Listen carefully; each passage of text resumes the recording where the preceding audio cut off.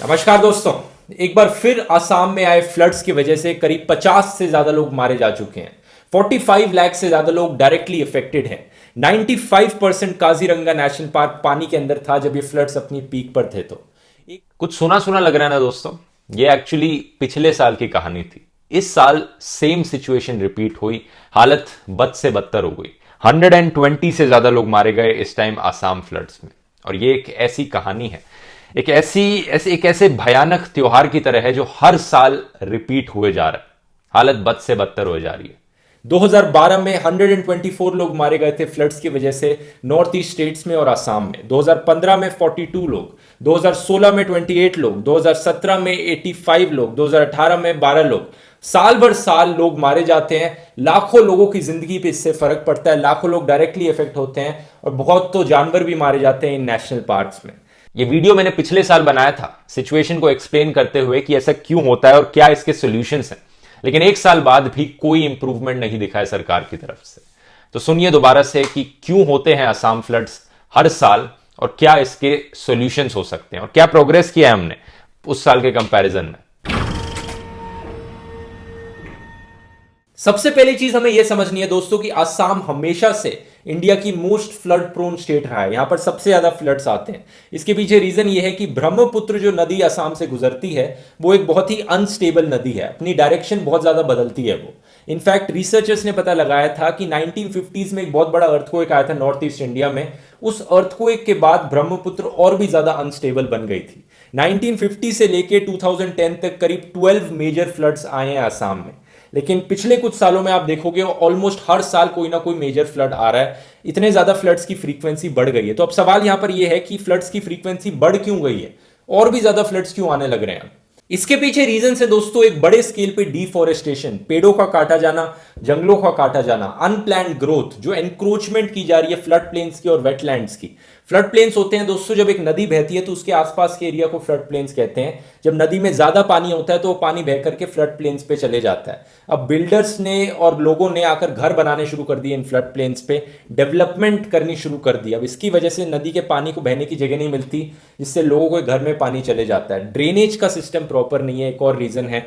Climate change एक और बहुत बड़ा रीजन है। और एम्बैंकमेंट्स का सही तरीके से ना बनाना एक और बहुत बड़ा रीजन है। तो मैं दो मेन एरियाज पे यहां पर फोकस करूंगा, एक है एम्बैंकमेंट्स और एक है क्लाइमेट चेंज। अभी जो फ्लड्स की सिचुएशन है इसमें मिजोरम, मेघालय, त्रिपुरा, बिहार के कुछ पार्ट्स और उत्तर प्रदेश के कुछ पार्ट्स भी अफेक्टेड हैं। केरला में हाई अलर्ट साउंड कर दिया गया है क्योंकि अगले 3 दिन में वहां पे एक्सट्रीमली हैवी रेनफॉल प्रिडिक्टेड है। फ्लड्स की सिचुएशन भी हो सकती है वहां पर। ये एक बहुत ही इंटरेस्टिंग सिचुएशन है दोस्तों। एक्चुअली इंटरेस्टिंग वर्ड यहां पर यूज करना सही नहीं रहेगा। एक ये बहुत ही स्ट्रेंज सिचुएशन है क्योंकि पिछले एक महीने में केरला में पानी की बहुत कमी थी। 46% डेफिसिट था रेनफॉल में। वाटर रिजर्वॉयर्स वहां की काफी लो लेवल पर थे। ऑलमोस्ट एक वाटर क्राइसिस आ रखी थी। और अब एकदम से यहां पर एक्सट्रीमली हैवी रेनफॉल प्रिडिक्ट कर दी गई है कि फ्लड्स भी आ सकते हैं।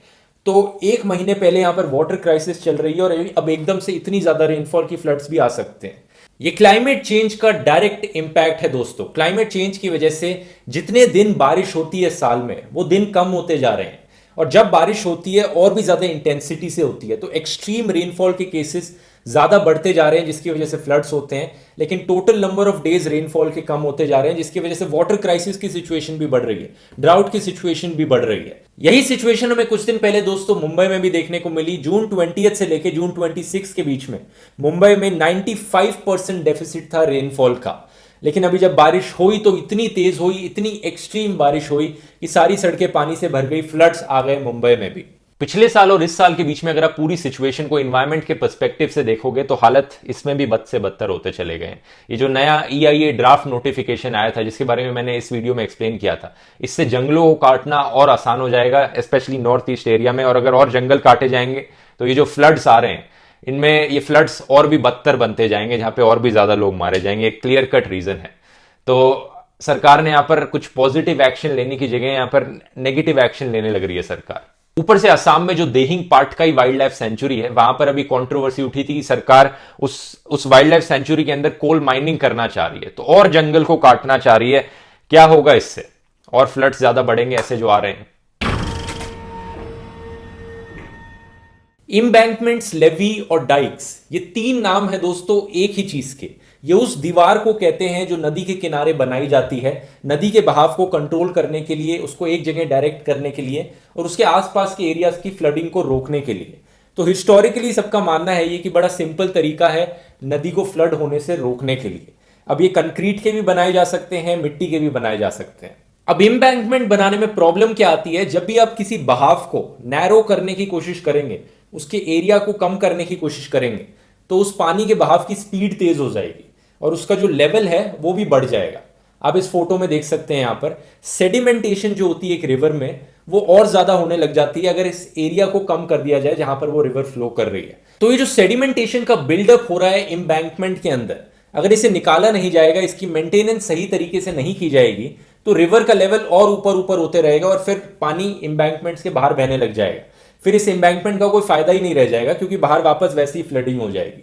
दूसरी चीज क्या होती है इसमें, जो लोग इस एम्बैंकमेंट के साइड में रह रहे हैं, इन्होंने अपने आकर घर बना लिए यहां पर, इनको एक फॉल्स सेंस ऑफ सिक्योरिटी मिलती है।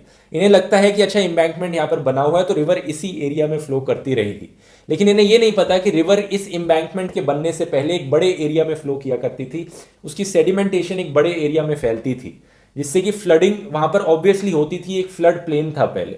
अब ये जो घर बन गए हैं इन पे फ्लड होने के चांसेस ज्यादा बढ़ जाएंगे। जब एक एम्बैंकमेंट पानी को रोकने में फेल हो जाता है तो इसे कहते हैं एम्बैंकमेंट ब्रीचिंग। ये दो तरीके से हो सकता है, एक तो है कि रिवर का लेवल इतना हाई हो गया है कि पानी ऊपर से फ्लो करने लग जाए, ये आप इस वीडियो में देख सकते हैं कैसे हो रहा है यहां पर। और दूसरा ये हो सकता है कि टूट जाए एम्बैंकमेंट, बीच में से एक होल आ जाए, किसी एक पॉइंट से वीक हो ये और वो होल से पानी फ्लो करने लग जाए, और अगर ऐसा हो गया तो पूरे एम्बैंकमेंट का कोई फायदा ही नहीं रहेगा। इसलिए कहा जाता है कि as an embankment is only as strong as its weakest point, क्योंकि बस एक पॉइंट से टूटने की जरूरत है और पूरा वेस्ट है। फिर ये एक पॉइंट से टूटा और हर जगह फ्लड फैल जाएगा। इसीलिए इन्हें बहुत केयरफुली बनाना पड़ता है, हाई स्टैंडर्ड्स को ध्यान में रखते हुए। अगर कंस्ट्रक्शन करते वक्त कोई भी जुगाड़ किया यहां पर तो ये पूरा टूट सकता है। रेगुलर मेंटेनेंस की इसे और जरूरत होती है। तो असम में दोस्तों नदी के किनारे 450 एम्बैंकमेंट्स हैं, उनमें से आधे से ज्यादा एक्सट्रीमली वल्नरेबल कंडीशन में है दोस्तों, यानी वो टूट सकते हैं, आसानी से टूट सकते हैं।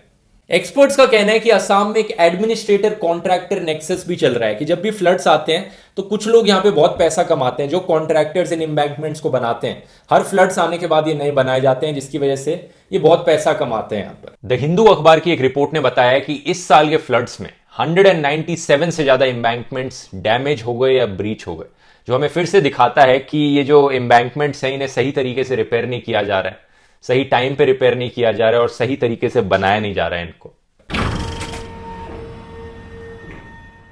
2017 में मिनिस्ट्री ऑफ हाईवेज ने डिसाइड किया था कि 1300 किलोमीटर लॉन्ग एक हाईवे बनाया जाएगा ब्रह्मपुत्र के किनारे असम में, और इस हाईवे के किनारे दोस्तों एक एम्बैंकमेंट भी होगा जिससे कि फ्लडिंग को प्रिवेंट किया जा सके। अभी 2017 की खबर के बाद इसमें कोई अपडेट दिखा नहीं है कि इसका क्या प्रोग्रेस चला गया है, लेकिन इतने बड़े हाईवे और इतने बड़े एम्बैंकमेंट को बनाने को लेकर कुछ लोग इसके अगेंस्ट भी हैं। बहुत से इन्वायरमेंटलिस्ट ये भी कहते हैं कि एम्बैंकमेंट्स को बनाने से फ्लडिंग और ज्यादा बढ़ जाती है। इसका रीजन वही है दोस्तों जो मैंने आपको वीडियो में पहले बताया था कि फ्लो रिवर का बहुत ज्यादा बढ़ जाता है, और अगर इन एम्बैंकमेंट्स को सही तरीके से नहीं बनाया गया तो और भी ज्यादा स्ट्रॉन्ग फ्लो आएगा रिवर में, और भी ज्यादा इंटेंसिटी से टूटेंगे, जिससे कि आसपास के रहने वाले लोगों पर और ज्यादा फ्लड्स आएंगे, डिस्ट्रक्शन होगी।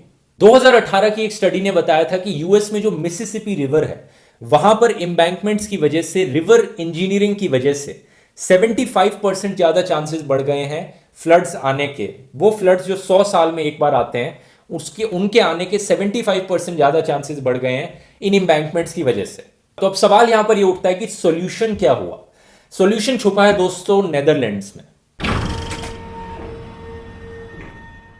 नेदरलैंड्स दुनिया की बेस्ट कंट्री है फ्लड कंट्रोल के मामले में। इसका सबसे अच्छा प्रूफ आप देख सकते हो इन दो फोटोज में। पहली फोटो है 1300s की, दूसरी फोटो है 2019 की। 700 सालों में आप देखिए कितना लैंड इन्होंने रिक्लेम किया समुंदर से, यानी जो जगह पहले पानी के अंदर डूबी हुई थी, इन्होंने उस लैंड को वापस बाहर निकाल लिया पानी के अंदर से। और ऐसा करने पे ऑब्वियस सी बात है इन एरियाज में फ्लडिंग के चांसेस बहुत बहुत ज्यादा होंगे, क्योंकि ये एक्चुअली में समुंदर हुआ करता था पहले। तो जाहिर सी बात है इन्होंने बहुत ज्यादा फ्लड कंट्रोल मेजर्स लिए, बहुत बड़ी बड़ी चीजें करी इन्होंने। ये सब अचीव करने के लिए। इन्होंने अपने कॉन्स्टिट्यूशन में लिखा हुआ है कि डच पॉपुलेशन को right to be protected from flooding है। अब सोच सकते हो मतलब कितनी सीरियसली लेते हैं ये इस चीज को कि इन्होंने अपने कॉन्स्टिट्यूशन में भी लिख डाला। इनके स्टैंडर्ड्स बहुत हाई हैं फ्लड सेफ्टी को लेकर। जब भी ये कोई नया फ्लड कंट्रोल मेजर लेते हैं तो ये सोचकर लेते हैं कि कोई ऐसा भारी और इंटेंस फ्लड जो 10,000 सालों में एक बार आता है, हमारा देश उससे भी बचे रहे, हमारा कोई भी शहर उस फ्लड के अंदर भी फ्लड ना हो। यहां पर फॉर कंपैरिजन यूएसए में स्टैंडर्ड है 100 सालों का, 100 ईयर फ्लड्स को प्रिवेंट करने के लिए। नेदरलैंड्स में 10,000 ईयर के फ्लड्स को प्रिवेंट करने के लिए। इन्होंने बहुत से बड़े और छोटे काम किए हैं सब अचीव करने के लिए। इनकी टेक्नोलॉजी बहुत अच्छी है फ्लड प्रिवेंशन के मामले में। हाईटेक सेंसर्स लगा रखे हैं, बड़े बड़े इंफ्रास्ट्रक्चर प्रोजेक्ट्स बना रखे हैं इन्होंने। लेकिन मैं इन सब चीजों की बात नहीं करना चाहूंगा, मैं इनकी एक बहुत छोटी और बेसिक चीज पर फोकस करना चाहूंगा। पिछले कुछ सालों में नेदरलैंड्स ने एक प्रोजेक्ट निकाला था, रूम फॉर रिवर प्रोजेक्ट। इन्होंने रियलाइज किया कि बड़ी बड़ी मशीनें बनाना, बहुत बड़े बड़े इंफ्रास्ट्रक्चर प्रोजेक्ट्स बनाना हमेशा अच्छा नहीं होता है। एक रिवर के नेचुरल एनवायरनमेंट और उसके फ्लो पर फोकस करना और उसको देखकर अपना इंफ्रास्ट्रक्चर बनाना काफी बेहतर रहता है इन द लॉन्ग टर्म और काफी सस्ता भी पड़ता है। सबसे सिंपल चीज इन्होंने क्या करी कि इन्होंने एम्बैंकमेंट्स को और दूर रिवर से रिलोकेट कर दिया, यानी रिवर को एक ज्यादा एरिया मिला फ्लो करने के लिए। तो जो भी छोटे मोटे चेंजेस आएंगे रिवर के फ्लो में तो वो ज्यादा बड़े एरिया पे स्प्रेड कर पाएगी, और जो सेडिमेंटेशन की प्रॉब्लम हो रही थी वो भी इससे कहीं ज्यादा रुक गई। तो बहुत दूर एम्बैंकमेंट्स इन्होंने बनाए, और जो अंदर का एरिया था, फ्लड प्लेन का एरिया था, इन्होंने वहां पर पेड़ उगाने शुरू कर दिए। ये जो नेचुरल ग्रीनरी है, नेचुरल फॉरेस्टेशन है, इसकी वजह से और भी ज्यादा फ्लड प्रोटेक्शन मिली एम्बैंकमेंट से पहले। तो आज के टाइम पे दोस्तों नेदरलैंड्स में जो नदियां हैं वो कुछ ऐसी दिखती हैं। देख सकते हो कितना ग्रीन एरिया है इनके आसपास, और एम्बैंकमेंट्स जो बनी हुई है वो कितनी दूर बनी हुई है यहां पर रिवर से। दूसरा इन्होंने क्या किया कि इन्होंने फ्लड प्लेन्स का लेवल और नीचे करना शुरू कर दिया। इससे रिवर का जो हाइट है, रिवर को और ज्यादा हाइट मिल गई अपनी फ्लो करने के लिए। जो रिवर बेड भी है उसे भी और ज्यादा खोद कर और नीचे तक कर दिया गया ताकि रिवर को ज्यादा स्पेस मिल पाए फ्लो करने के लिए। और कोई भी अगर ऑब्स्टिकल्स आ रहे थे रिवर के पाथ में तो उनको रिमूव कर दिया गया। जैसे ये एग्जांपल देख सकते हैं आप, इससे रिवर को फ्री फ्लो करने का मौका मिल गया। ये फ्री फ्लोइंग एक ऐसी चीज है दोस्तों जो मुझे याद आ रहा है, मैंने अपने पुराने गंगा के वीडियो में बताई थी। प्रोफेसर जीडी अग्रवाल भी फ्री फ्लोइंग गंगा की बात किया करते थे। उसके बाद वाटर स्टोरेज के लिए स्पेशल एरियाज बनाए गए जहां पर फ्लडिंग होगी, वहां पे एक रिजर्वॉयर बना दिया गया कि फ्लड अगर होगा तो सारा पानी वहां पर जाकर कलेक्ट होने लग जाए एक जगह। तो ये कुछ सिंपल सी स्टेप्स हैं दोस्तों जो नेदरलैंड्स ने अपने रूम फॉर रिवर प्रोजेक्ट में ली थी। मुझे लगता है इसको इंडिया में इंप्लीमेंट करना इतना मुश्किल नहीं होगा। मैं उम्मीद करूंगा कि जब सरकार अपने ये इतने लंबे हाईवेज बना रही है और एम्बैंकमेंट्स बना रही है उन पर, तो इन छोटी छोटी चीजों का ध्यान रखे, रिवर को फ्री फ्लो करने के लिए ज्यादा एरिया दिया जाए जिससे फ्लड प्रिवेंशन और आसानी से हो सके। और मैं उम्मीद करूंगा एक दिन ऐसा आएगा कि जब ये फ्लड्स होने बंद होंगे और हम इतने सारे लोगों की जान बचा पाएंगे यहाँ पर। और आसाम में रहने वाले लोगों के लिए मैं एक लिंक शेयर करना चाहूंगा, ये लिंक मैंने डिस्क्रिप्शन में डाल दिया है। इसमें आप देख सकते हैं फ्लड हजार्ड जोनेशन। इसरो ने डेटा कलेक्ट किया है ओवर द ईयर्स देखने के लिए कि कौन से एग्जैक्टली एरियाज हैं जहां पर फ्लड्स आते हैं। फॉर एग्जांपल इसरो ने सैटेलाइट इमेजेस कलेक्ट करी हैं काजीरंगा नेशनल पार्क की। जब नॉर्मल होता है एरिया तो ऐसा दिखता है, जब इसमें फ्लड्स आते हैं तो ये नेशनल पार्क इतना पानी के अंदर हो जाता है। तो अलग अलग एरियाज की ये इमेजेस कलेक्ट करके इन्होंने एक स्टडी बिल्डअप करी जिससे फाइनली ये कंक्लूजन निकाला कि ये कुछ एरियाज हैं जहां पर ज्यादा चांसेस हैं फ्लड्स आने के, कुछ एरियाज हैं जहां पर कम चांसेस हैं फ्लड्स आने के। तो डिस्ट्रिक्ट बाय डिस्ट्रिक्ट यहां पर इस वेबसाइट में पीडीएफ दिए गए हैं। इन पीडीएफ पे आप क्लिक करके देख सकते हैं अपने डिस्ट्रिक्ट के लिए कि कौन से एरियाज में आपके डिस्ट्रिक्ट में बहुत हाईली वल्नरेबल हैं आपकी इन फ्लड्स के लिए, कौन से ज्यादा सेफ हैं कंपैरेटिवली, और कौन से एरिया से आपको दूर रहना चाहिए। तो हम लोग बस उम्मीद कर सकते हैं कि इस साल सरकार जागेगी और सेम सिचुएशन अगले साल रिपीट नहीं होगी।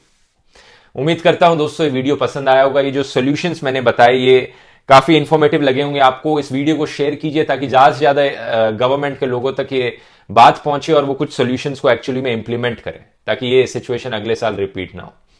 बहुत बहुत धन्यवाद।